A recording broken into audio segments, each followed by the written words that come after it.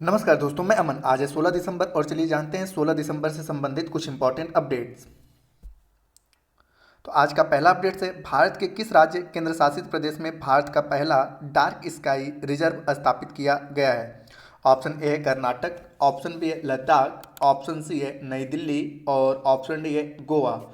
तो जानते हैं केंद्र शासित प्रदेश लद्दाख की सरकार ने लद्दाख के हानले में 1073 वर्ग किलोमीटर क्षेत्र को भारत के पहले डार्क स्काई रिजर्व के रूप में नामित किया है, जिसे हानले डार्क स्काई रिजर्व का नाम दिया गया है। लद्दाख के वन्यजीव विभाग द्वारा जारी एक राजपत्र अधिसूचना में इस क्षेत्र की पहचान की है, जिसमें हानले राजस्व रेंज के 6 बस्तियों का एक समूह शामिल है। इस बस्ती में भोग, खुल्डो, शादो, पुंगुंग, नागा और तिब्बती शरणार्थी शामिल हैं।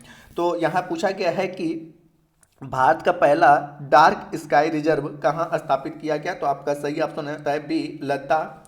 और लद्दाख के किस क्षेत्र में? तो लद्दाख के हानले, जिसका पूरा नाम है हानले डार्क स्काई रिजर्व।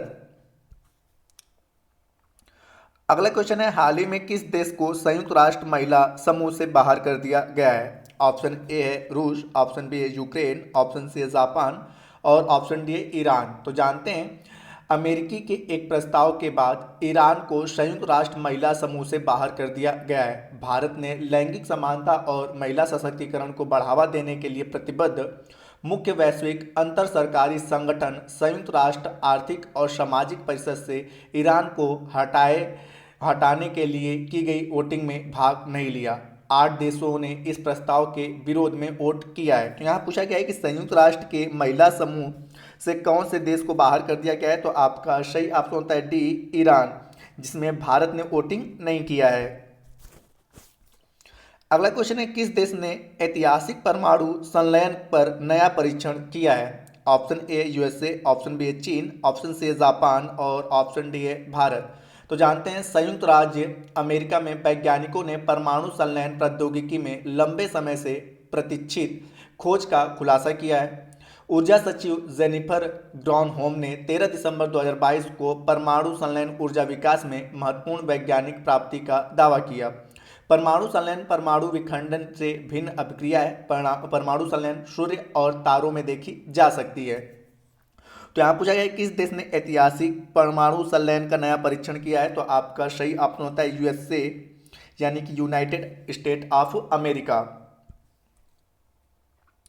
अगला क्वेश्चन है, भारत के किस राज्य केंद्र शासित प्रदेश ने सभी परिवारों के लिए एक यूनिक अल्फा न्यूमेरिक पहचान संख्या शुरू करने का प्रस्ताव दिया है? Option A Goa, option B है गुजरात, ऑप्शन सी है जम्मू कश्मीर और ऑप्शन डी है कर्नाटक।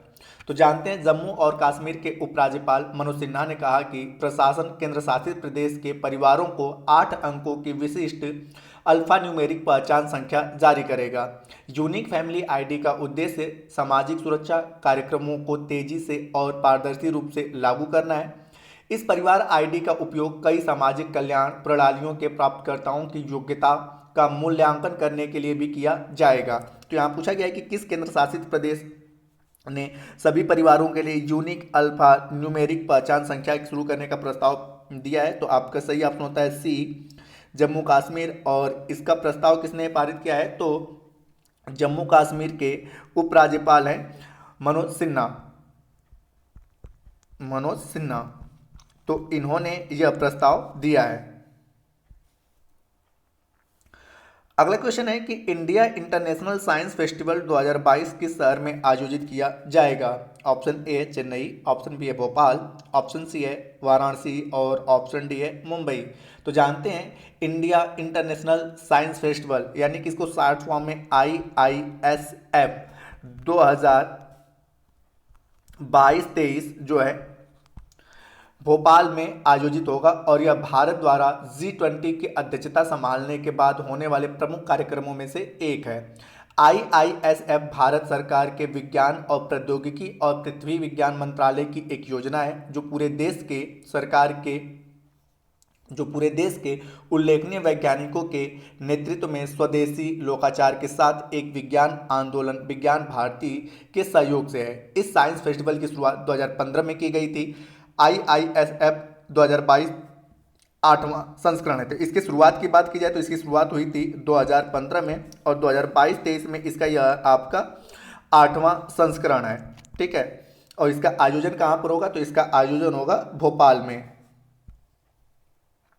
अगला क्वेश्चन है डब्ल्यूएचओ के अगले चीफ साइंटिस्ट के रूप में किसे चुना गया है? ऑप्शन ए है doctor Amelia Latu Afuhaamango Tuipulotu, option B है doctor Tedros Adhanom Ghebreyesus, option C है डॉक्टर जेरिम फरार और ऑप्शन डी है सौम्या स्वामीनाथन। तो यहाँ पर जानते हैं डॉक्टर जेरिम फरार को डब्ल्यूएचओ के अगले चीफ साइंटिस्ट के रूप में नामित किया गया है। वह वर्तमान में वेलकम ट्रस्ट के निदेशक हैं जो दूसरी तिमाही में डब्ल्यूएचओ में शामिल होंगे। डॉक्टर अमेलिया लाटू अफुहामांगो तुइपुलोटो डब्ल्यूएचओ के चीफ नर्सिंग ऑफिसर के रूप में डॉक्टर मार्गरेट चैन की जगह लेंगी। डॉक्टर तुइपुलोटो जो पहले टोंगा साम्राज्य के स्वास्थ्य मंत्री और टोंगा के मुख्य नर्सिंग अधिकारी थी, वह 2023 की पहली तिमाही में डब्ल्यूएचओ में शामिल होंगी। तो यहाँ पे अगर तुइपुलोटो की बात किया जाए तो इनका संबंध आपके टोंगा साम्राज्य से है। ठीक है, और यह जो है वह डब्ल्यूएचओ की नर्सिंग ऑफिसर के रूप में, ठीक है, जगह लेंगी। और यहाँ पूछा गया कि डब्ल्यूएचओ के चीफ साइंटिस्ट के रूप में किसे चुना गया है? तो आपका सही ऑप्शन होता है सी, डॉक्टर जेरेमी फरार।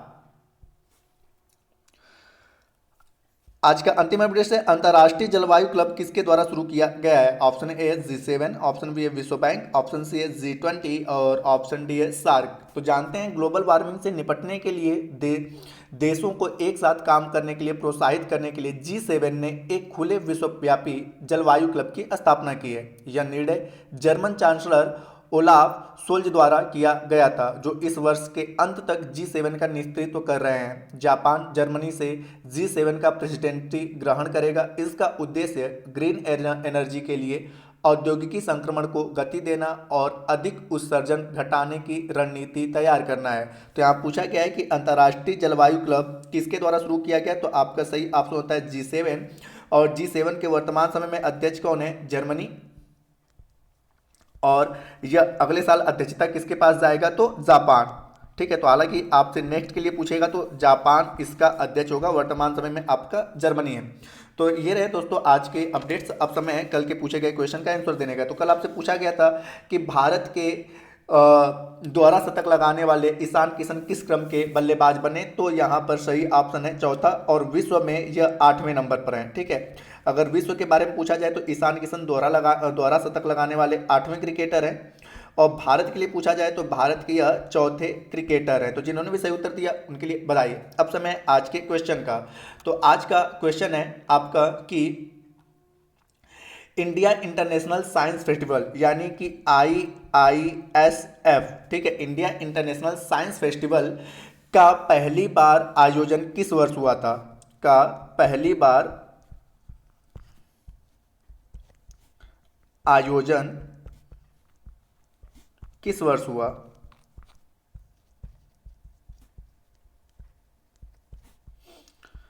आप इसका आंसर हमें कमेंट बॉक्स में दे सकते हैं। आपके कमेंट का हमें इंतजार रहेगा। तो दोस्तों वीडियो पसंद आया हो तो वीडियो को लाइक करें, कमेंट करें तथा अपने दोस्तों के साथ शेयर करें, और चैनल पर नए हैं तो चैनल को सब्सक्राइब अवश्य करें। इस PDF को प्राप्त करने के लिए आप हमारे टेलीग्राम से जुड़ सकते हैं, जिसका लिंक वीडियो के डिस्क्रिप्शन में दिया हुआ है। तो वीडियो के अंत तक बने रहने के लिए धन्यवाद। मिलते हैं जल्दी नेक्स्ट वीडियो में।